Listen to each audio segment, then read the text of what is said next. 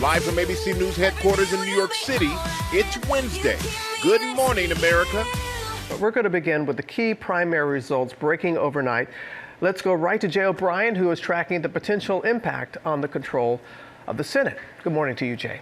Robin, good morning to you. And voters in 4 states going to the polls yesterday. Some big surprises overnight, but all eyes were on that critical state of Alaska and what that race could mean for control of the Senate.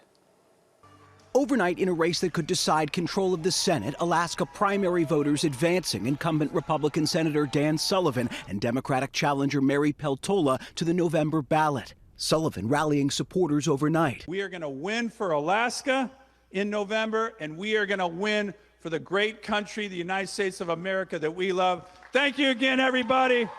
We are on to the general election. And Peltola, a former Democratic congresswoman, promising to be an independent voice in the Senate. But Alaska allows for 4 candidates, regardless of party, to advance to the general election ballot. And this morning, it's unclear if that will include Dan J. Sullivan, a candidate with virtually the same name as the senator. ABC News has learned the Justice Department issued a series of subpoenas to those tied to Dan J. Sullivan's campaign, probing whether he's part of a conspiracy to purposefully confuse voters, something Sullivan has strongly denied. In a plea to Republicans, President Trump posting, "Alaska, be careful. Vote for the real Dan Sullivan." Meantime, in Florida, the Democratic Party's deep divisions on full display. Self-declared Democratic Socialist and State Representative Angie Nixon beating Alexander Vindman in the primary to take on Republican Senator Ashley Moody, expected to be an uphill battle for Democrats this fall. Vindman was backed by establishment party leaders, and his campaign raised $16 million. None of it was enough to beat Nixon, who joined the DSA in the middle of her campaign. We, the hard-working, everyday people of Florida, sent a shockwave to the Washington, D.C. establishment. But far-left challengers coming up short elsewhere on the ballot, unable to unseat Florida Congressman Jared Moskowitz and veteran Congresswoman Debbie Wasserman Schultz. And in the race to replace the late South Carolina Senator Lindsey Graham, his sister, the current Senator Darlene Graham, and Congressman Ralph Norman squaring off in their final debate before a primary runoff next week. Graham giving a stunning answer for a sitting senator when asked about national security. I'm just going to be honest here. I'm not on national security. I'm not that informed on national security, but I do support the military. Back to Florida, incumbent Republican Congressman Corey Mills, he's embattled, lost his primary last night. Despite an endorsement from President Trump, Mills is facing a Department of Justice investigation, sources tell ABC News, and a House Ethics Committee probe. He's denied any wrongdoing, Robin. And Jay, speaking of the president, ABC News has learned that President Trump voted by mail in the Florida primary. That's right, Robin. Despite railing against the practice, President Trump voted by mail in yesterday's primaries. It's the second time this year he's done so. Responding, the White House says that President Trump has advocated for stricter guardrails on mail-in voting. Robin. All right. Our thanks to you, Jay. Michael? All right. Thank you, Robin. Now to what a police report is telling us about this morning about the sudden death of Hayden Panettiere as her mother speaks out about her daughter's death and the on-again, off-again boyfriend who was with her at the end. Trevor Ault has the latest for us. Good morning, Trevor. Good morning, Michael. And there have been so many tributes coming in for actress Hayden Panettiere, as authorities say they're still working to finalize the cause of her death. But we have now obtained the police report detailing her cardiac arrest and how her boyfriend and his brother are said to have responded when they learned she died and they were there. This morning, a newly obtained police report reveals new details about the shocking death of star actress Hayden Panettiere and who investigators say was with her when she died. According to police, Panettiere's on and off again boyfriend Brian Hickerson and his brother Zach were also there at this South Carolina apartment complex when Panettiere suffered a cardiac arrest, and they say the brothers called 911. Have a cardiac arrest. CPR is in progress. Police say EMS attempted to perform life-saving methods for an extended amount of time before they called the time of death. They say the boyfriend's brother Zach was very emotional while EMS were working on Hayden. Brian did not become emotional until EMS declared her officially deceased. And afterward, they say Brian showed officers the bag of medication Hayden is currently on. Police say they found no indications of foul play or suspicious circumstances, and the preliminary autopsy found no signs of trauma, with her cause of death still pending. Now Panettière's mother is speaking out in a new interview, saying this person in her life that we've been trying to get rid of for quite some time was with her at her death, and that was Brian Hickerson. The couple did have a tumultuous history that included domestic violence. The abuse, the fact that I allowed this person not only into my life, but for how long I put up with it. She chronicled that alleged abuse in her memoir released months ago, including Hickerson being charged with multiple counts of felony abuse. Brian pleaded no contest, but I knew that with what I was telling the police, he was sure to be found guilty. It ate at me, but I had to do what was right in the eyes of the law. Tell that to my heart, though. Despite all he'd done to me, I still loved Brian for who I believed he was. Hickerson served 45 days in jail and recently told TMZ he had regrets, but said they were still friends. I went into such a dark place, man. Drugs, alcohol, abuse. Good God Almighty. Police have reiterated they found nothing suspicious at the scene of Hayden's death.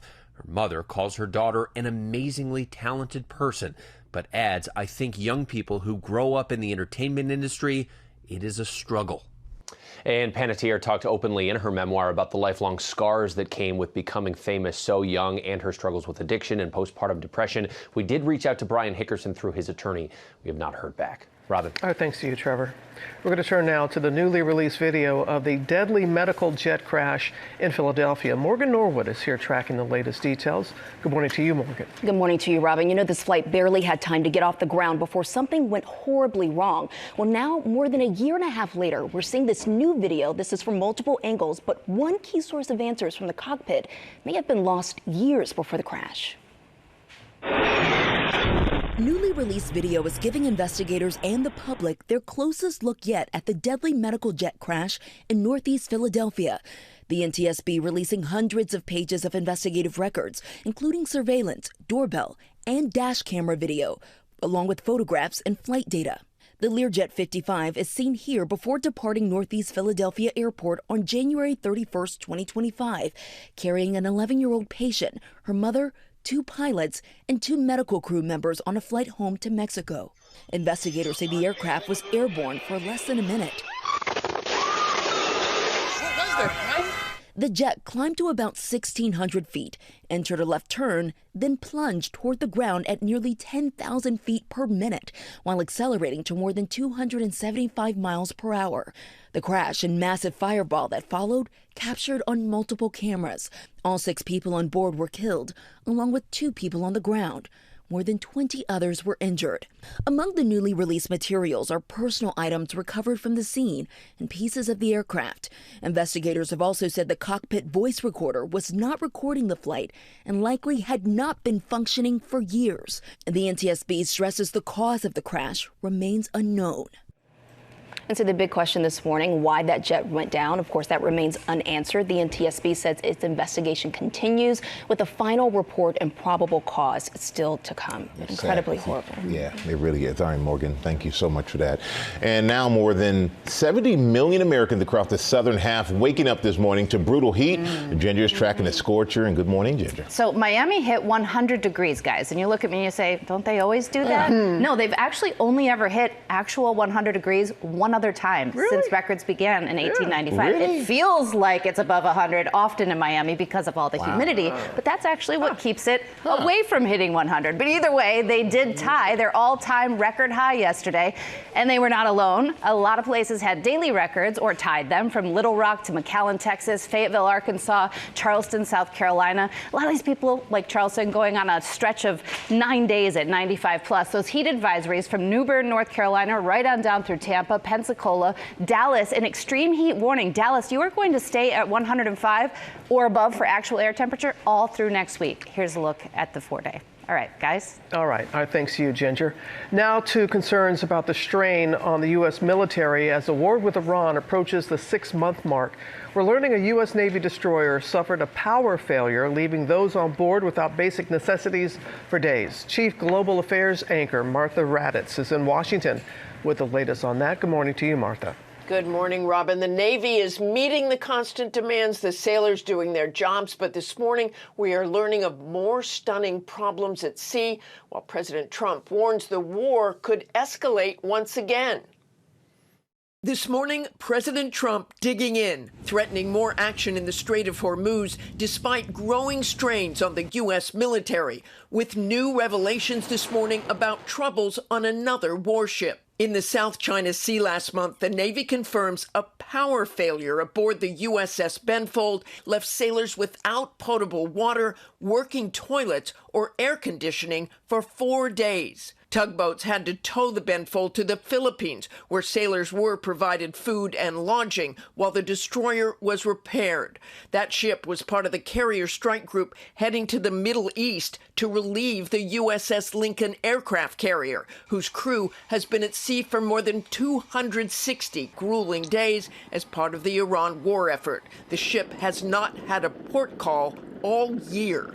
Reports of low morale and poor living conditions on the Lincoln prompted CENTCOM Commander Admiral Brad Cooper to the carrier earlier this week. Cooper saying the Lincoln currently has among the lowest number of cases related to mental health, but he conceded this doesn't mean that all is perfect, describing long periods at sea as uniquely challenging and tough. Thanks to the service and sacrifice of the best of Americans, we will ensure that Iran never gets a nuclear weapon. Defense Secretary Pete Hegseth, whose role is traditionally non-political, was on the campaign trail in Iowa Tuesday, where he tried to gin up support for his proposed $1.5 trillion Pentagon budget. But nearly 6 months after the U.S. and Israel launched strikes against Tehran, a new poll shows a majority of Americans disapprove of the strikes against the regime, with 80% of Americans now fearing the war will go on for an extended period of time. Part of the strain on the military is because of the sheer demands around the globe, in addition to the Middle East, from Africa to Europe and the Pacific, as well as missions along the U.S. southern border. All of these making it difficult to maintain the ships and give our service members the time at home they deserve. Michael? Yeah, they definitely deserve some time at home, Martha. Thank you so much for that. And we're going to turn now to new development this morning in the backlash over flock surveillance systems used by police across the U.S. A Massachusetts police officer is facing the possibility of dismissal and charges while there's a call in an Ohio community to hit pause on flock. Faith Abube has the story. This morning, those controversial license plate tracking cameras made by Flock back in the spotlight. A Massachusetts police officer on leave at risk of losing his job and possibly facing criminal charges for allegedly abusing the technology. The Stowe Police Department says Officer Jason Rogers improperly accessed information about someone he knows 5 different times in the Flock database. The highly scrutinized Flock cameras automatically photograph every passing vehicle into a database that officers can search without a warrant. A fight now brewing in one Ohio community over the technology. A county commissioner calling for the Lucas County Sheriff's Department to pause its use of Flock cameras until an audit can determine what legal authority officers are using to access the data and how to protect residents from mass surveillance. This is mass surveillance at scale. But the sheriff defiant, calling the technology a game changer. There have been multiple reports across the country of law enforcement officers misusing the database, including using them to stalk women. Critics calling these cameras an invasion of privacy. Some are being vandalized in acts of protest. The growing backlash led Flock to announce new changes last week, including requiring a criminal case number for their database searches and a promise to delete the camera data after 7 days instead of 30. And guys, as we speak, another police officer is waking up in prison, this time in Wisconsin, after he was sentenced just this week for also using the system for personal reasons. The bigger question critics are still asking is whether the changes Flock has promised is enough to stop these violations and privacy concerns. Guys. All right. Thanks to you, Morgan.